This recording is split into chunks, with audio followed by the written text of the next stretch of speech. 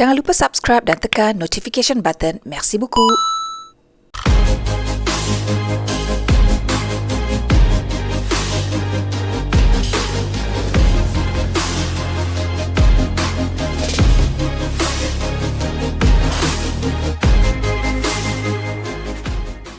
Ini daripada video Malaysia ku.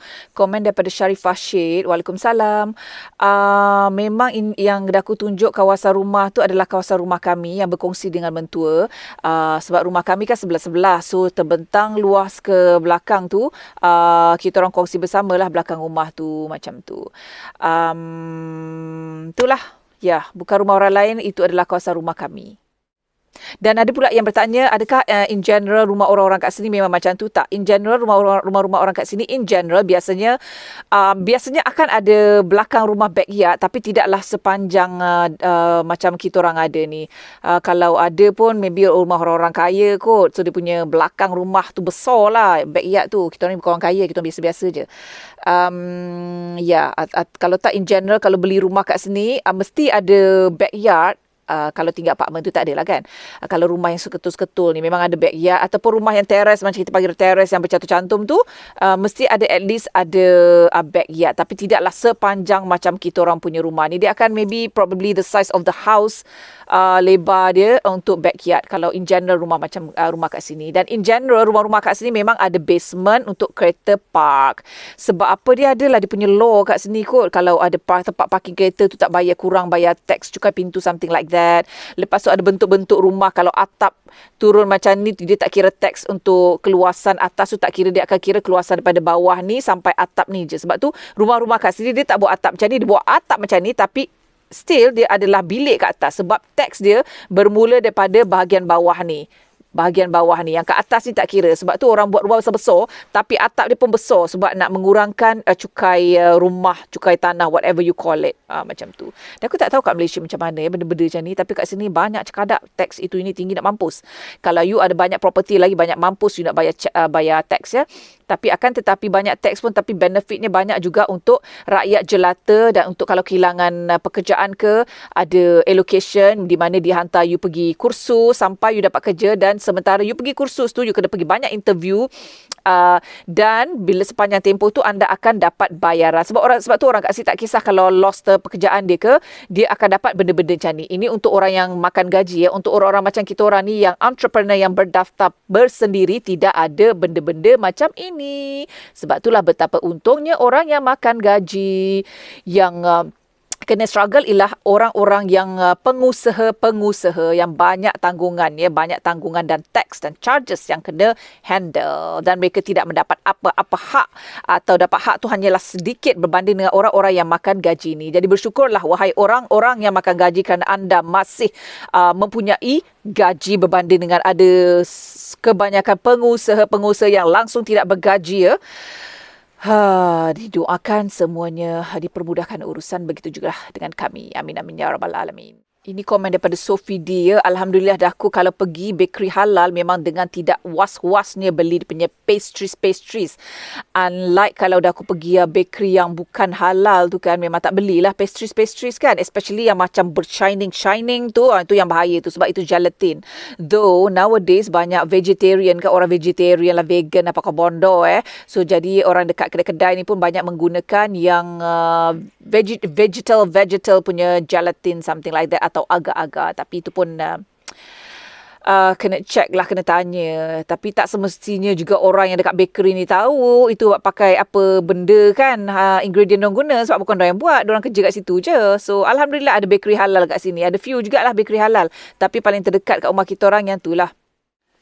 Ini daripada Nadia Adnan, nak tanya apa rahsia disiplinkan anak-anak.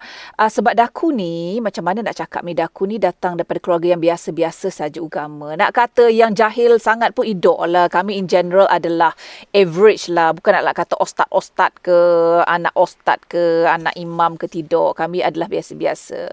Dan kesedaran itu datangnya daripada diri sendiri, dan ianya bergantung kepada sekeliling kita dengan siapa kita berkawan. Dan in my case, Nadia Adnan, Daku ni tercampak jauh daripada keluargaku. Kesedaran itu datangnya daripada sendiri kot. Sebab masa dulu jahil nak mampus kan. Nak mampus. Tapi nak kata jahat sangat tu tak ada. Tak tahulah kira jahat ke entah lah. And then I told myself, seboleh-bolehnya orang kata, selalunya orang kata tak tahu wallahualam betul ke tidak.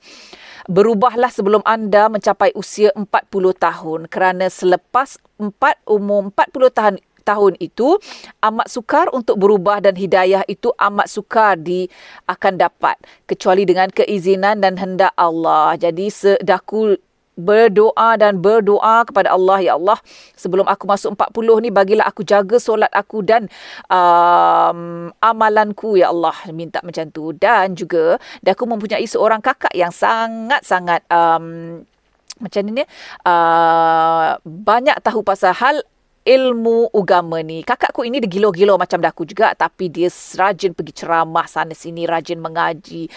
Bila lunch time dia pergi belajar agama. Bukan macam adik dia ni tak ada masa. Tak ada masa. So kakakku itu adalah center of daku, meluahkan perasaan, menenangkan fikiran dan tazkirah pun daripada kakakku. Seronok alhamdulillah dapat kakakku yang macam tu, walaupun masa single dulu dia adalah seperti single lapar yang dah aku rasa nak sepak-sepak muka dia, aku nak tampar-tampar muka kakak aku tu kan, sebab garang nak mampus. Tapi semenjak kami mempunyai anak dan berkahwin dan mempunyai anak dan tinggal berjauhan, alhamdulillah kami semakin rapat dan kakakku dan kami semakin tua semakin matured.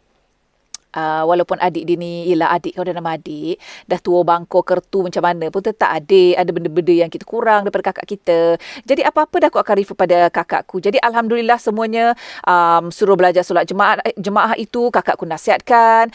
Sebab apa, kita ni bila nak buat perangai, kita realize yang dapat menundukkan diri kita balik dan menenangkan kita adalah agama dan Allah dan agama. Walau macam mana pun kita pergi psikologi ke mana pun, benda yang dapat menundukkan kita, suami kita, anak-anak kita, orang-orang sekeliling kita adalah Allah dan agama. Jadi kita kena berbalik kepada agama kita, kepada Allah. Itulah kita boleh rasa tenang. Jadi aku fikir macam itulah.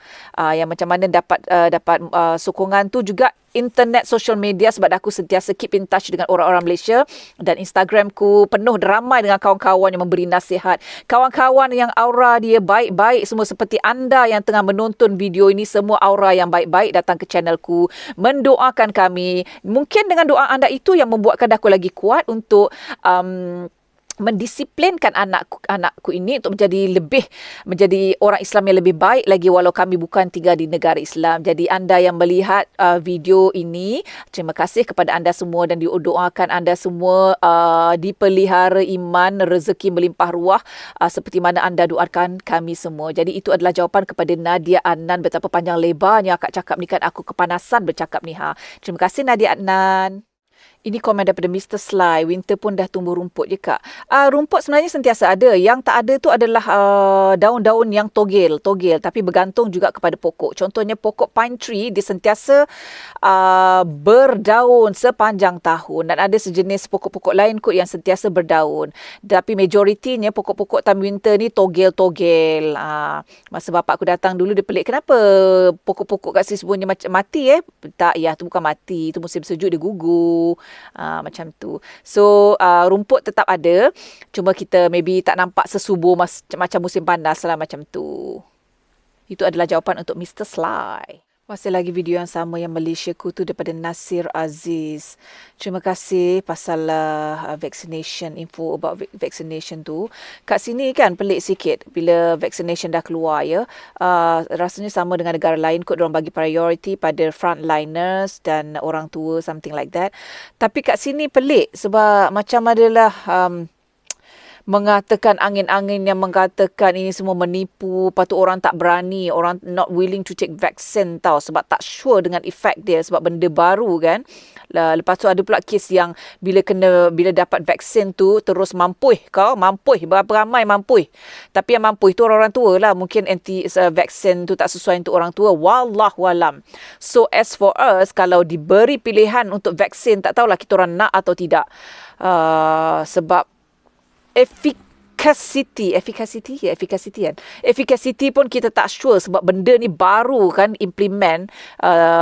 Test tak tahu dah buat test ke tidak, kena kat orang kita ambil vaksin, kita tak tahu dia punya long term effect macam mana kan. So andainya datang tiba masa kita orang untuk dapat vaksin, even suami pun ku kata kan tak nak lah kot, wallahualam, tengoklah macam mana when the time comes we know, but for now I don't know. So tak tahu macam mana kat Malaysia. Tapi itulah, harapnya dapatlah balik Malaysia tahun depan ke. Tahun ni macam tak ada harapan, atau harapan ada tapi mungkin nak berjalan pun tak boleh, ataupun dapat balik dengan anak dara ku je, ataupun flight tak banyak sebab search saja je lah tengok-tengok kan, flight tak adalah banyak. And then kalau balik Malaysia kan kuarantin kena bayar. Kalau empat beranak ke? Yelah, 4 beranak lah. Ada dengan bapak dia biar tinggal sini. Bapak dia banyak kerja. Tapi tak sampai hati lah nak tinggalkan sebenarnya tau. Aku kalau boleh aku nak bawa je mana anak aku tu. Semua anak-anak aku tu. Sebab takut lah. Memang kita orang selalu kata you did your job. Semuanya tinggalkan, biar let Allah do, leave the rest to Allah. Tapi aku risau bila aku tak ada siapa pantau anak aku. Dia nanti macam tu lah, this kind of thing, you know. So tak tahu, berat hati nak tinggalkan. Kalau tinggalkan laki, dulu boleh tinggalkan laki. Sekarang tak tahu. Wallahualam, entahlah. Tengoklah macam mana. Tapi ada juga scroll, tengok-tengok survey flight kan. Macam tak banyak flight yang out and in and out kan. So aku tak tahulah. Tengoklah macam mana. Kalau tak dapat tahun ni, it's okay kumpul duit untuk tahun depan lah. Harapnya macam tu. Ya. Haslizah, kat sana tak ada jual kuali legend macam kat Malaysia yang telinga tu. Kuali dengan telinga Sebab style masakan diorang bukan yang berkuali, diorang more to frying pan. Atau maybe diorang ada periuk belanga yang golden colour untuk masak jam, jam, fruit jam ke. Itulah kot legend. Sebab aku tak kenal mak mentua aku pun tak ada. Mak mentua aku ni jenis yang working lady kan, iron lady kan. So masak-masak ni bukan terror pun. So entah, kuali biasa-biasa frying pan je lah kot. Nak kata kuali besar tak ada, legend tu tak ada. Mungkin dorang ada periuk legend kot. Ada, entah. Tak kot. Jadi kalau legend ni, I think yang duduk pendalaman ni kot, jumpa nenek-nenek yang suri rumah ni ada legend ya. Sebab aku ni tak nampak benda-benda macam ni. Sudah aku tak tahu. Sebab mak mentua aku ini bukan dia jenis yang bekerja bercareer woman dalam hidup dia. Jadi dia ni bukan macam nenek-nenek biasa ya. Bukan macam nenek-nenek biasa, dia nenek luar biasa. Dia legend tak ada, dia modern punya macam tu. So itulah, I don't know. Kena tanya orang yang punya mak mentua yang duduk di pendalaman kampung-kampung tu, probably they know. Itu jawapan pada Haslizah Cik Mat. Okey, hari ni saya nak berkongsi dengan anda ayat-ayat antara ni sikit je sebab aku baru tulis sikit. Ayat-ayat Melayu yang ada bukan ayat, perkataan Melayu. Ayat dengan perkataan sama ke? Perkataan Melayu yang sama bunyi dia dengan French tapi berbeza maknanya. So marilah saya berkongsi dengan anda yang pertama. Pipi. Kalau dalam bahasa Melayu, pipi. Pipi ni cheeks. Pipi. Pipi apa dalam French? Pipi adalah kencing. Pipi. Kencing. Psst. Kencing. Pipi. Secondly, kakak. Kakak. Kakak lah macam Kak Ida. Tapi kalau kat sini, kalau kita cakap Kak Ida, kakak. Ataupun kakak, orang akan ingat kita kata kakak walaupun bunyi dia ada beza sikit. Kakak dengan kakak. Okey, kakak dengan kakak, tapi lebih kurang kan kalau cakap kakak. Dan itu orang kita itu pelik lah juga walaupun bunyi dia lain sikit kan. Jadi kakak dalam bahasa Melayu adalah kakak lah kan, big sister. Kakak dalam bahasa French adalah tai. Kakak, kau kakak macam tu, macam dengan Jet, kau kakak tadi asal tak flush? Macam itulah kakak. Ini lagi satu. Ini mencarut tapi tak apa, bukan mencarut lah. Ini bahasa yang kurang sedap sikit. Kote. Kita tahu kote itu adalah kemaluan lelaki kan. Kalau bahasa French kita tambah sikit kat depan, akote. Kan jangan terkejut pula dengan orang French cakap akote. Kata terperajat pula cakap. Tapi kalau dalam bahasa Melayu itu, kote itu kemaluan lelaki. Kalau bahasa French, akote maknanya bersebelahan. Contohnya, Ida kata, abang mana? Akote. Akote maknanya rumah sebelah. Akote. Macam tu. Itu adalah beza. Last kali ayat yang bunyi macam bahasa Melayu tapi berlainan makna dalam bahasa French adalah buku. Macam kita, buku. Mana buku? Tak jumpa buku. Aku tak tahu mana buku aku. Tak ada buku kat depan mata. Buku Yasin adalah kot. Ni buku Yasin. Buku. Kalau in French, terima kasih kerana menonton video ini. Jangan lupa subscribe dan tekan notification button. Merci beaucoup. Buku. Walaupun berbeza sikit bunyi dia boku, tapi lebih kurang macam buku kan. Boku kat sini tu buku. Boku adalah bermakna banyak. Contohnya, beli orange banyak. Oh, ya buku. Maknanya, ada banyak. Kalau kat Malaysia, kat bahasa Melayu, buku tu adalah buku lah. Buku, book. Macam tu. So, itu adalah antara perkataan French yang bunyi macam Melayu. Jadi, itu saja untuk hari ini yang saya kongsikan dengan anda. Bila aku dapat fikir balik yang lain-lain tu, aku akan kongsikan dengan anda. Terima kasih kerana menonton video ini. Jangan lupa subscribe dan tekan notification button. Merci beaucoup.